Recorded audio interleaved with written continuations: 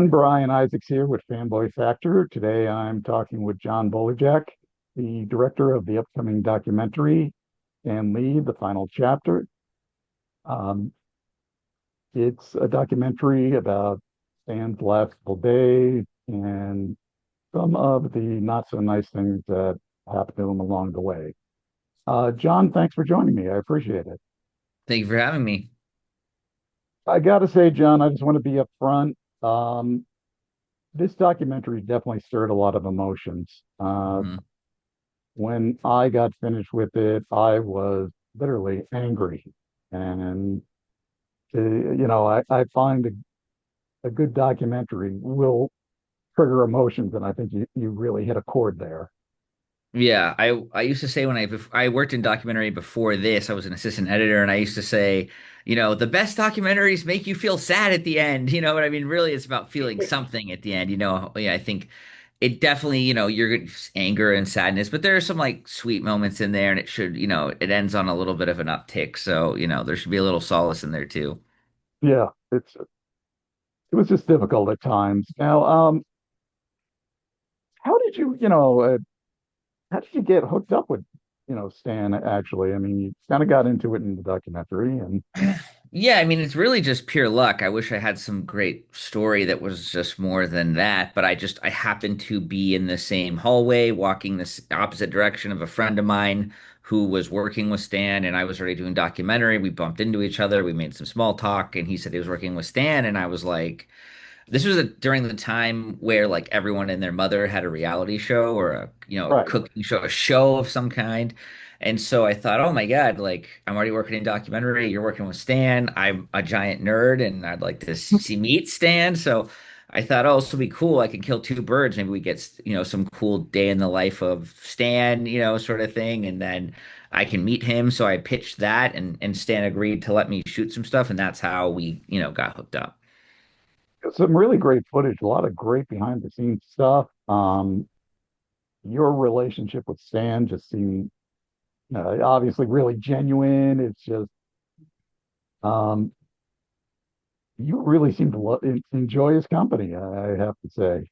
Yeah, no, I did. I mean, the thing about Stan that was enjoyable was just that like he was very disarming. So like, at first you're like, oh my God, this guy made Spider-Man, and then like, with the way he was disarming, 2 months later, it's just me and him, and I'm just picking up this old guy to take him to the airport or something. He was very just then he was just like a regular guy. Then he was just Stan, and that's especially when you're going to conventions and people are screaming and they're meeting him and they're crying. That's actually would you'd think it would be hard to normalize a person after viewing that, but again, it was with the way he was, it was easy to just sort of compartmentalize that stuff and just be hanging out with your friend or something. You know what I mean?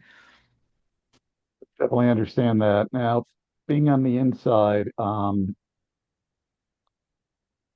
obviously, one of the main points of the documentary is how he was kind of taken advantage of Mhm. by a lot of his, I guess, managers, for lack of a better word. Managers, handlers, whatever pseudo word you want to use for Yeah. what they actually were.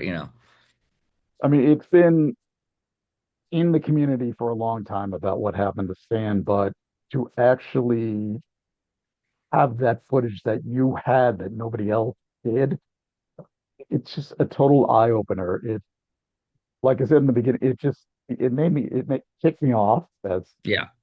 but I can't believe somebody would do something like this.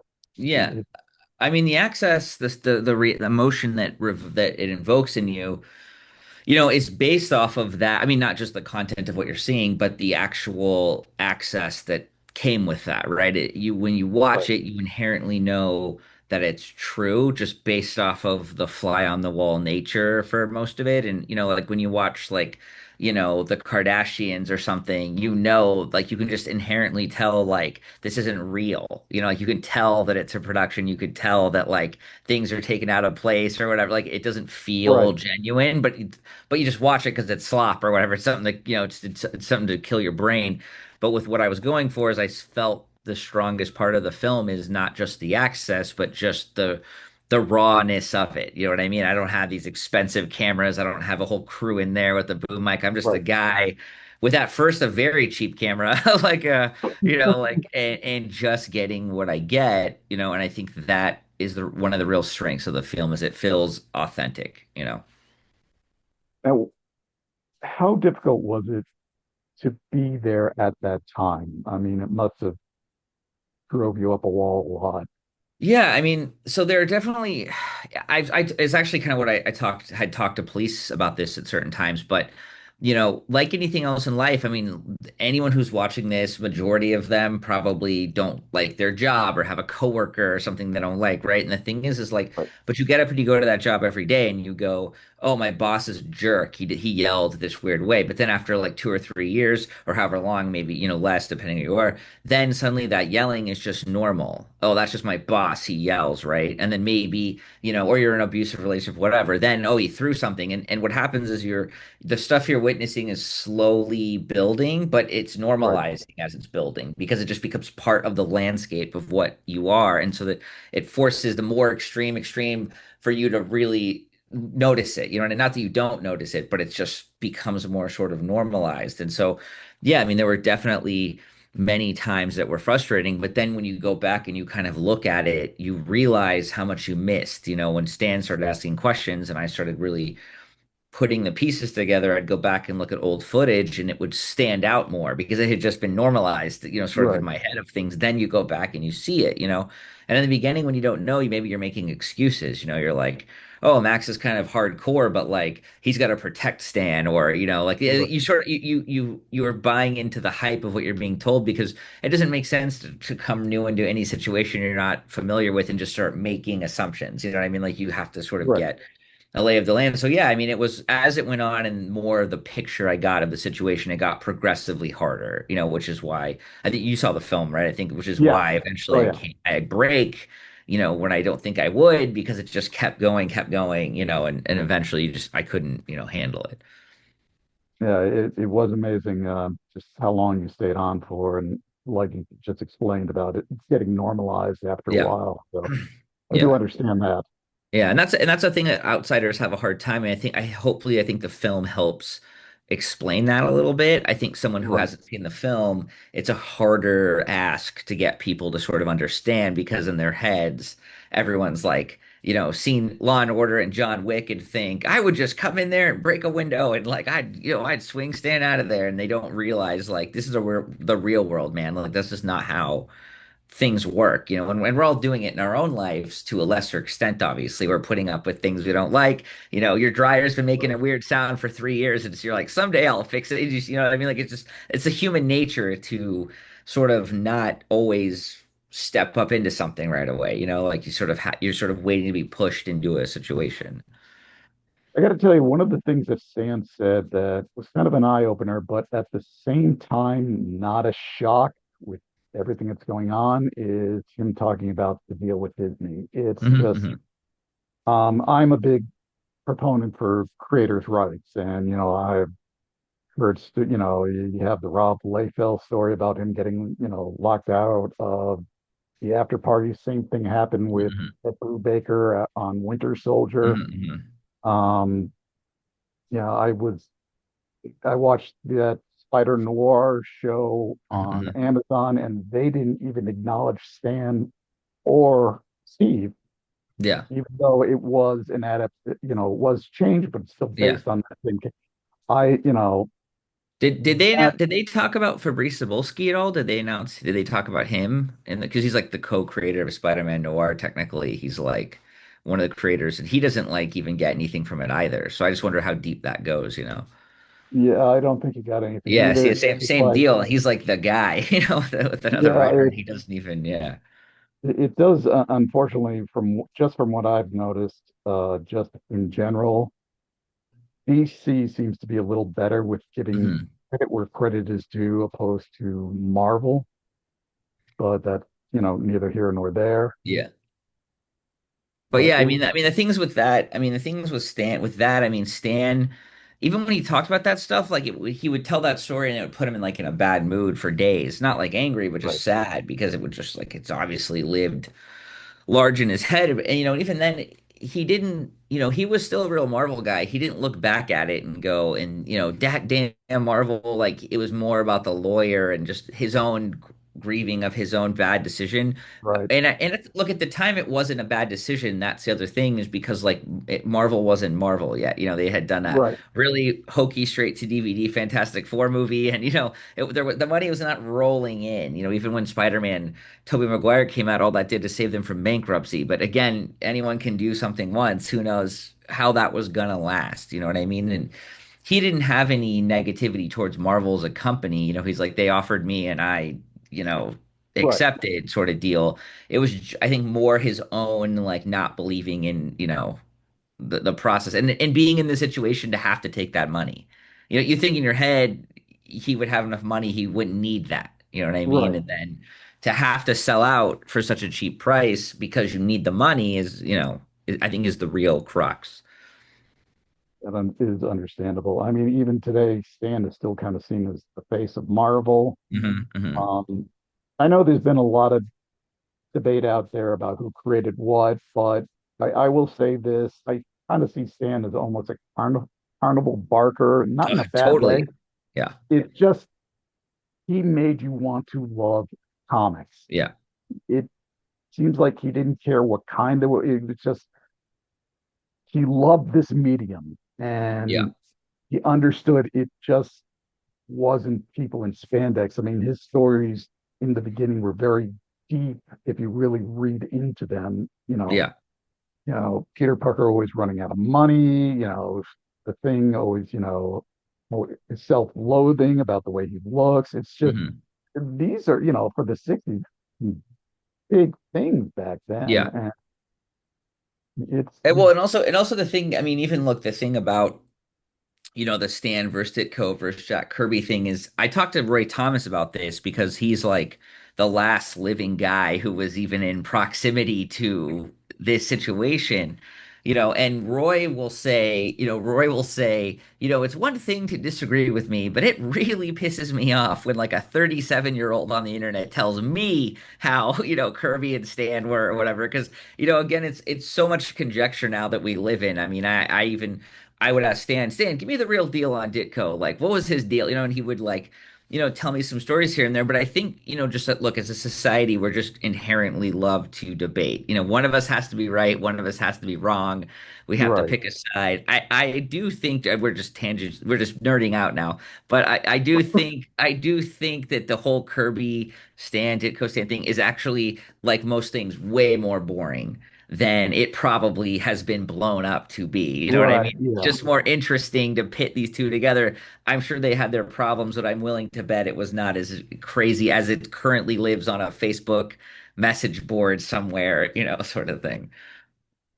Yeah. But, like I said, it's just his main thing was just to get people to love comics. It just Yeah, seemed like, 100%. And he did, and he loved them, you know what I mean? He loved the interaction with the people, and he loved, I mean, look, he loved the attention. Let's not pretend yeah. Stan wasn't Stan. I mean, it was not a hard sell for me to say, "Hey, can I follow you around with a camera and maybe get you on TV?" I mean, that was his dream. So, he loved the limelight. I mean, and I mean, did you like, obviously there's a lot you can't put in the documentary, but I mean, did he tell you like a lot of personal stuff and, how Yeah, I close mean, was it's not he even to- it's not even that I couldn't put it in. It's just there's not like it's not that story, you know what I mean? Right, right. I think if I was telling a more generic sort of fluff piece, but there's like seven of those. You can see one of them Yeah. on Disney Plus right now. I mean, it doesn't, I think I wanted to humanize him through our interactions and his more like casual, fly on the wall thing versus like he had plenty of like charming old stories and stuff. But, all the stuff that we got in is all the stuff I wanted in. We didn't really have to cut much for, say, editorial or legal purposes. Like we had sort of covered all that. So I was pleased with what we got to keep in. I really like the banter between the two of you, and it was very natural, but it's just like it was very entertaining to watch. Yeah. At times, Stan did come across as one of those old man, get off my lawn kind of guys, Yeah, of but course. Yeah, yeah, yeah. but it was very entertaining just to watch the two of you interact, and I mean, there was definitely I could definitely tell that, Stan had an affinity to you and really, Yeah. I mean, look, really liked. you want to talk about dopamine hit. If can get Stan Lee to laugh at you, you know what I mean? Like, come on, that's a great accomplishment. I mean, that was the way that he communicated. He loved and like respected quick wit. If you could make him laugh, if he could make you laugh, it was like a game. You know what I mean? It was always him and I Right. just thinking of something off to say, just bounce off something that just happened, or that was sort of like the way we sort of communicated with each other, and it's something that I really appreciated, and we did that, even towards the end. It was always about just making jokes, and I mean, we'd have the serious conversations too, but that was really like when we were in a rhythm and we were, sort of joking back and forth. That was some of the best times. It's good to hear. I mean, all that stuff with Max was, you know, hard to hear a lot of time. Yeah, yeah. And then to see after, Max wasn't there, that pretty much happened, what, two more times? Yeah, Uh, one more time, pretty much. Yeah, I mean, it okay. was just out of the fire into the, you know what it's out of the pan into the fire or whatever. It was just kind of like one to the other. It's just, it's sad to see, I don't want to accuse anybody, but, taking advantage of someone. Of course. I mean, what I would say is that it's actually in a weird way, it's actually kind of irrelevant if the actions themselves are illegal or not, because either way they're pretty, in my opinion, pretty immoral. So I mean, I don't actually care about the legality of loopholing something or whatever. That's actually not even just, who cares? You know what I mean? It's more about as these looking at these men as through their actions, you know what I mean? And judging them on your own, not even from a legal standpoint, just thinking what kind of person does that, is the bigger question. Understood. And Yeah. about how many years of footage did you have for all this? I mean, it's 5 years or so. I mean, the it's funny though, the arc of filming, you could see it's in a downward trend, because at first you're like, oh my God, everything is important. I'm with Stan. And then on like the second or third month, you're like, well, I have like 10 hours already of him signing comics. Like, I think I'm covered there for the most part. Now you're trying to find other things, and you're also still trying to find the story, so you don't necessarily know what's important yet because you don't know what the story is, so you're still filming. And then as I was honing in on more and catching up on the actual idea and the story, then it becomes more targeted. So at first I might have had 20 hours of filming over the weekend, and by Right. the end it was like an hour, because I had already had all the B-roll, the this and that, and it was now more very specific. And also my position was changing. I was more feeling like looking out for Stan, less about filming Stan, more about Right. trying to sneak him a break when I could get the time or something. It became more about that. Um, Up until the end, if you notice in the end of the movie, there's no new footage of Stan, because at that point I Right. just wasn't filming anything. It wasn't worth it. So yeah, but it's too much. I'm overly familiar with this footage. I feel like if I never look at it again, it will probably be fine, because it's just all in here, like just of everything that I have. Um, Now, when you were putting the documentary together, obviously, you got to see a lot of the things that you were explaining. Did some of it like come back and feel kind of raw to you, trigger some emotions? Yeah, so besides the video portion, there's also an audio component, in the sense of like sometimes you're on a plane and you're not going to go get your camera out and try, set it up or Right. whatever. Maybe Stan's telling a really nice story. Maybe we're talking about something that I think is interesting. So I just use my phone. Thank God for an iPhone.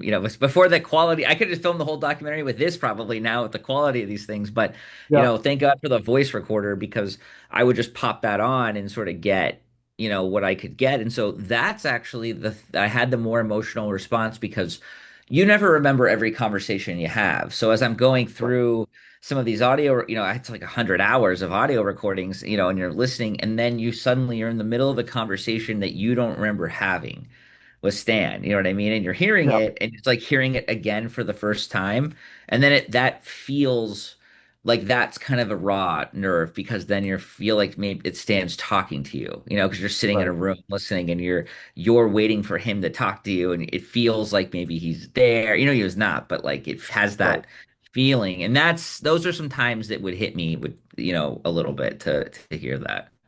I think one of the cutest moments in the film how he's talking about his wife, just you could feel the love and how he Yeah, yeah, call her just about every day.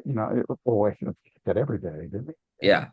It, I have a thing like that. I didn't make the film because it just for time purposes, but right, an audio of him describing seeing her, not for the first time, but just he was leaving his office to meet her to go to lunch somewhere, and he was coming from one way and she was coming, and they were going to meet in the middle. And he has this very beautiful story about he's at the light waiting for her to cross the other light, and she's wearing this dress, and he's like, "Oh my God, I can't believe this woman is with me." And it's very touching. And she had died at this point when he's telling the story, right, right. and he's just recounting this moment that, and we're talking like this had like 1965 or something, like this is 1972, some far away time from us.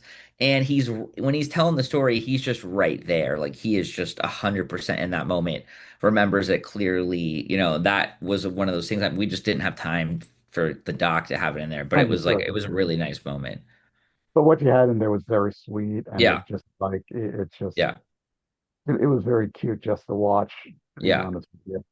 yeah. So I want to switch it up just a little bit and ask you, since you said you're a geek yourself, Yeah, what? I'm looking at that Black Sad poster behind you. I love Black Sad. It's one of Oh my yeah, favorite books. I love it. I have a sketch from that guy. When I saw the poster, I was like, "Oh, this guy knows what's up. He's a fan."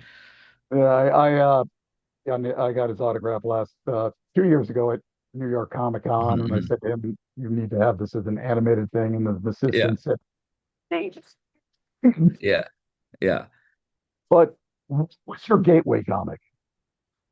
As far as like what got me into comics, you mean? Yeah, So I worked at a comic store when I was 13. Before that, I when I was just buying stuff, I was kind of just random what was around. So, I was watching like reading right. the Clone Saga and Onslaught back then in the day. But I think in my hot take opinion, I think the last really golden great era of comics was the early 2000s when Walking Dead first came out, Invincible came out. DC still had Vertigo because no one was afraid to take their property to a place where they'd get more money for it. Like DC bought it, they owned it. So you had Fables, you had Preacher, you had that kind of stuff. I think that era was like in my opinion, the last great era of comics. And so my gateway into that was like all Garth Ennis stuff. Like Preacher Oh is one of wow. my favorite comics. His Punisher run throughout the whole thing. Oh yeah. Okay. It was a time when no one was when Marvel was a loser, like, and from a company standpoint, no one was looking at them. So they were like, do whatever you want. Like, Warner Brothers was still, I think, bought DC at that point, and there was a little more eyeballs, but Marvel was just like a free for all of like, do whatever you feel like, and it felt like you could, like, back then you could do anything. And so that was my gateway into comics again. And then Invincible and Walking Dead. I remember reading Walking Dead 1 and putting it back on the rack because I worked there, so I didn't have to keep it. But yeah, that was my gateway time. I as real as is the Punisher stuff and the Garth Ennis Preacher. It's funny because I was not a fan of The Boys as a comic. It just didn't Right. really. It was like try hard. It was trying too hard to be Preacher. But then the TV Yeah. show was amazing. It's like an inverse. And the Preacher show was bad, but the comic was great. So both those things flip. But yeah, those were my gateways into more comics. Not everything could be a hit from a Yeah. writer, so Yeah. everybody has their hits and misses. Yeah. But you know, I appreciate you taking the time to talk to me. And it's Stanley, the final chapter, and it comes out It's Tuesday. it's actually out Oh, is that now? yesterday, Now? July 28th. So you Okay. can watch this interview, and then it's on Apple, it's on Amazon, it's on Fandango, it's on YouTube.